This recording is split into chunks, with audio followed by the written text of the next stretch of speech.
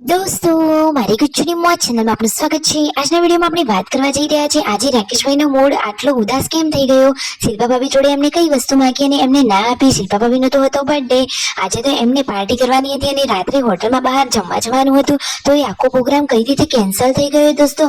અને શિલ્પા ભાભી કઈ વસ્તુ શોધી રહ્યા છે, રાત્રે અચાનક આટલું બધું વાવાઝોડું આવ્યું, કોઈને કેટલું નુકસાન થયું। અને દોસ્તો, યશુની એવી કઈ કિંમતી વસ્તુ ખોવાઈ ગઈ।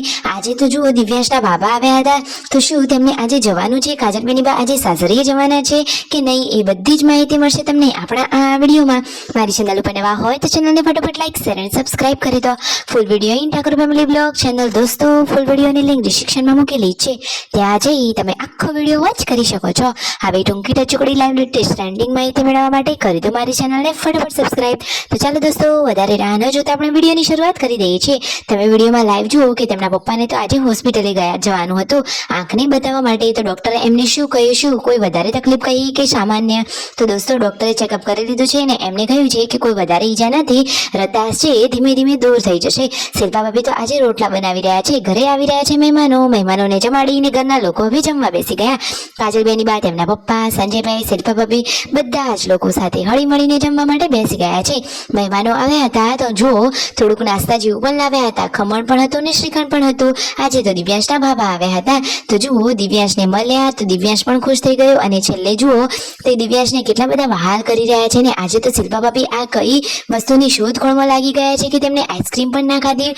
કાજલબેન શિલ્પા ભાભીને આઈસ્ક્રીમ આપી રહ્યા છે, પરંતુ એ તો આઈસ્ક્રીમ ખાવાની જ ના પડી રહ્યા છે, એ તો એક જોરદાર કિંમતી વસ્તુ શોધી રહ્યા છે। તેમનાથી એવી કઈ વસ્તુ ખોવાઈ ગઈ કે ક્યાંક મુકાઈ ગઈ છે કે બધા જ લોકો શોધખોળમાં લાગી ગયા છે।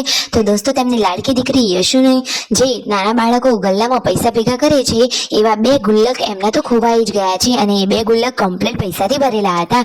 તો દોસ્તો, એ તો એનો મહેનત કહેવાય, તો એ મહેનતના પૈસા ખોવાઈ જાય તો કોઈને ના ગમે। તો જુઓ, એ તો બધા જ તેમના થેલા અને બધું જ ચેક કરી રહ્યા છે। આખરે દોસ્તો, શું તેમના એ ગુલ્લક મળ્યા કે નહીં, જુઓ તો ખરા, ઘણી બધી શોધખોળ કરી અને પછી આખરે કઈ જગ્યાએથી મળ્યા તમને ખબર છે દોસ્તો? પાર્વતી ભાભીને બધા જ લોકો શોધખોળમાં લાગી ગયા હતા।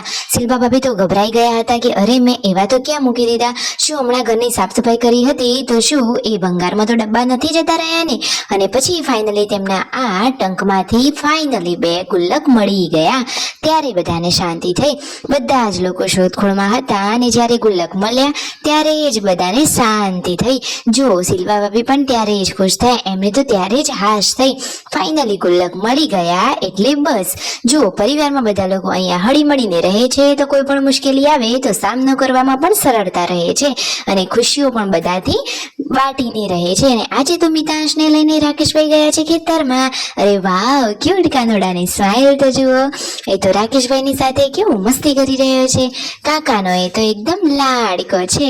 અરે વાવ, કાકાના તો એ વાદ પાડી રહ્યો છે। અરે, એની આટલી મસ્તી જોઈને આપણા ચહેરા ઉપર પણ ખુશીઓ છવાઈ ગઈ। જુઓ તો ખરા, ક્યુટ કાનોડો તો બધાના ચહેરા ઉપર હાસ્ય લાવી દે છે। સાચી વાત ને દોસ્તો? મારી વાત સાચી લાગી કે નહીં? અને કાકાનો તો એકદમ લાડકો ભત્રીજો છે। ફાઇનલી હવે ઘરે આવી રહ્યા છે।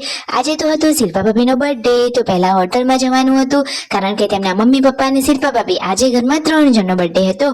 તો તમે વિશ કર્યું કે નહીં? અને મિતાંશ તો અહીંયા ઢોલ વગાડીને મસ્તી કરી રહ્યા છે, જુઓ તો ખરા, નટખટ કાનડો। આજે તો રાત્રે અચાનક જોરદાર પવન સાથેનું આ વાવાઝોડું ચાલુ થઈ ગયું હતું। ઘરે તો જો બહાર આ સૂકી ચાર પણ હતી જેને માંડવાની પણ બાકી હતી। તો દોસ્તો, આવા સંજોગો વસાવત હવે હોટલમાં જવાનો પ્રોગ્રામ તો બંધ રહ્યો હતો, તો ઘરે જ વઘારેલી ખીચડી બનાવી દીધી અને બધા જ લોકો કામકાજમાં લાગી ગયા છે। અરે દોસ્તો, ઘર આંગણે આવેલી ચાર થોડીને પલાળાય, બધા જ લોકોએ કામકાજ કરી અને કામ પૂરું કર્યું। સબસ્ક્રાઇબ।